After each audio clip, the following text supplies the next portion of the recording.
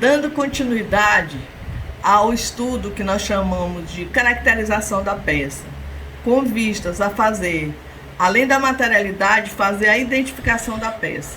Um dos primeiros momentos é tirar a medida da imagem a ser restaurada. Então, o primeiro momento é tirar a altura, o segundo é a largura e a terceira é a profundidade. Bom, aí com essas medidas, realmente nós começamos então a fazer o que nós chamamos de identificação da peça. Primeiro, identificar qual a iconografia dessa peça. A iconografia dessa peça é o São Benedito, tá? E segundo a história do próprio santo, nós sabemos que ele era um servo do castelo. E ele era muito bondoso, não é não? E uma vez ele foi pego exatamente doando comida aos pobres, desvalidos. Quando ele foi interrogado, que as pessoas perguntaram para ele o que levava nas mãos ali, ele foi mostrar a comida, só que aí o milagre acontece. Aí ele vem exatamente com a comida, se transforma, tá, em um ramo de flores. Aí ele não é identificado. Uma outra iconografia que o São Benedito vem é exatamente como essa aqui. Ele carrega uma criança. Só que essa peça chegou às minhas mãos, só tinha a da criança e do menino, da criança que ele salvou, só a cabecinha dele. Então, como ele tem a cabeça, nós podemos fazer numa reconstituição, a complementação com o corpo da imagem, tá? Muito bem, então partindo do que eu falei, já identificamos a iconografia, que é o São Benedito, e a partir daí nós vamos ver, como eu já falei, das camadas estratigráficas, que são as camadas que vêm, digamos, como parte da imagem.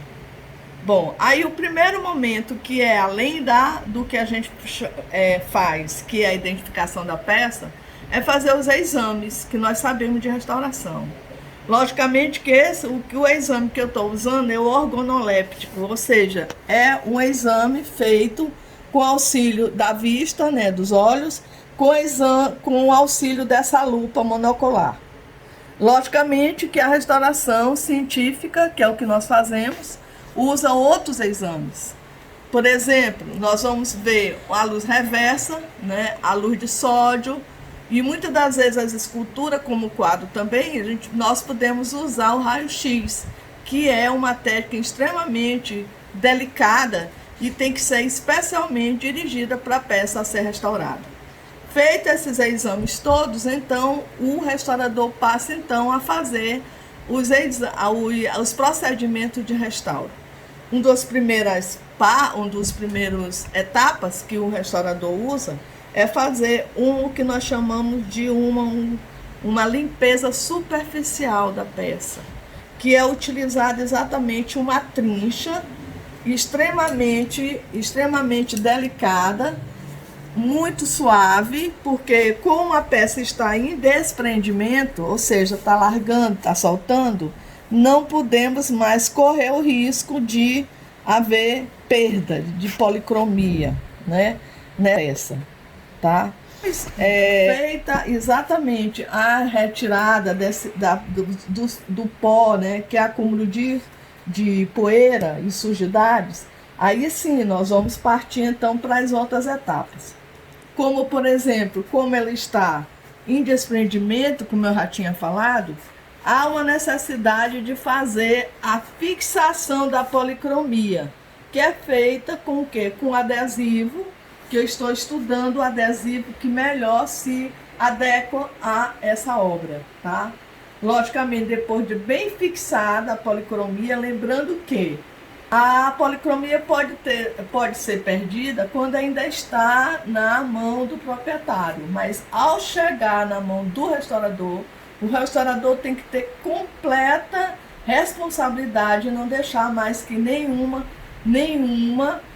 pedacinho de pintura se despreenda do suporte. Até porque, lembrando que a restauração... alguns preceitos. Um dos que eu mais me guio é a respeito da bipolaridade estética histórica que foi edificada por Cesare Brandi pós guerras mundiais.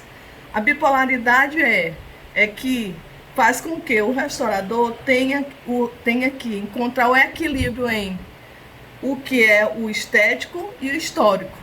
Nem sempre é fácil, a verdade é essa, porque às vezes há casos que o restaurador às vezes tende até a conservar a última repintura, quando ele faz as janelas. O que são janelas?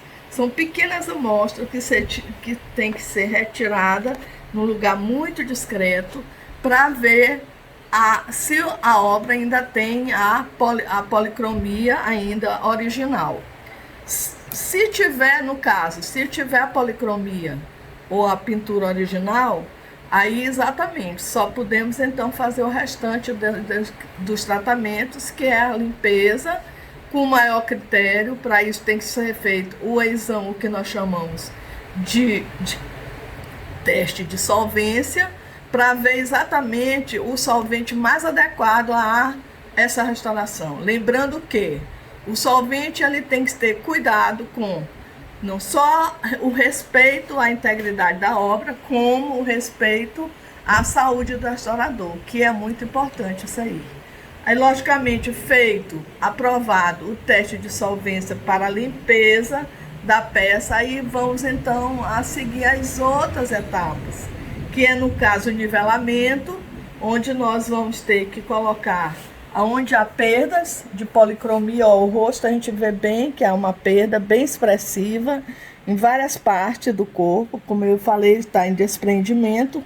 Aí feito o nivelamento, aí então parte para a parte da reintegração, que é o que? Repor as camadas, a camada de pintura. E outra coisa, na parte do que nós chamamos de reintegração, tem que existir um respeito muito grande com a pintura, com a peça original. Porque se você não pode passar 1 milímetro além da peça, porque você está encobrindo o original, com uma interferência sua, do restaurador. Então, depois disso, nós temos que repor essa parte da folha. Que a restauração, na verdade, nem sempre usa a reposição da folha de ouro. Muitas das vezes a gente usa uma técnica que a gente chama de rigatino, porque é uma técnica levemente ilusionista, feita com pincel e pigmento, para dar a impressão de ser uma folha de ouro, porque nem sempre a folha de ouro é possível ser colocada, né? Então nós vamos ver, por exemplo, que aqui tem tudo aqui é original, a folha de ouro. Aqui a gente já vê parcialmente retirada. Então, se for colocar a folha de ouro somente nas perdas, então às vezes nem sempre é fácil, é complicado usar a folha de ouro, então se faz essa reposição com a técnica de rigatino. Uma coisa interessante que eu gostaria de dizer é que a base dessa obra, quando a gente faz a caracterização, é uma técnica que nós chamamos de simili-mármore, que era uma técnica que os pintores coloniais usavam para identificar, ou seja, para simular, né? É quase um simulacro da peça de mármore. Então isso aqui foi amplamente usado pelo barroco.